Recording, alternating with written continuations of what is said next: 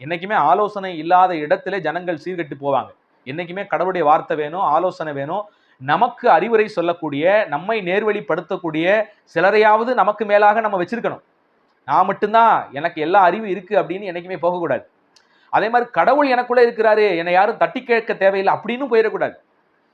அப்போஸ்தலனாகிய பேதுரு கூட சில ஒரு இடத்துல மாய்மாலம் பண்ற விஷயத்தை நம்ம பார்க்க முடியுது. அவரே என்ன செய்யறாரு, பலவீனப்பட்டு, அவருக்குள்ள ஆவியானவர் இல்லையா? ஆவியானவர் இருந்தாரு தான்.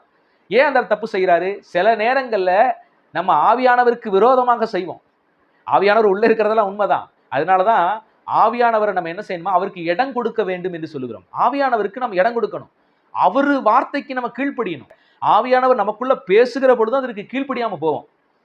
ஆவியானவர் அமுக்கி அடக்கி வச்சுக்கிட்டு என்ன செய்வோம், நம்ம சுய இஷ்டத்தின்படி செய்ய ஆரம்பிப்போம். அதுக்கும் நிறைய வசனங்கள் இருக்கு. அப்படி நம்ம வந்து சுயமாக போக முடியும்.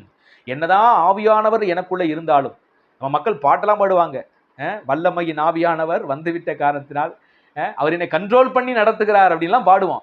ஆனா உண்மையிலேயே ஆவியானுடைய கண்ட்ரோலுக்குள்ள இருக்கிறோமா, அல்ல ஆவியானவரை நாம் கண்ட்ரோல் பண்ணி வச்சிருக்கிறோமா அப்படின்னு ஒண்ணு இருக்குது. ஏன்னா மனிதன் இந்த உலகத்துல இந்த சரீரத்தோடு இருக்கிற வரைக்கும் பாத்தீங்கன்னா, நமக்கு ஒரு சுயாதீனத்தை கடவுள் கொடுத்திருக்கிறார்.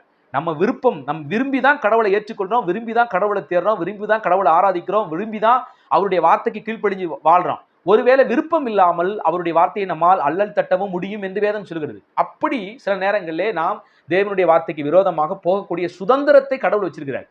நாம் தான் அடிமையாக தேவனுக்கு ஒப்புக் கொடுக்க வேண்டுமே ஒழிய, நம்மை தேவன் அடிமைப்படுத்துவது இல்லை என்கிற சத்தியத்தை நீங்க புரிஞ்சுக்கணும்.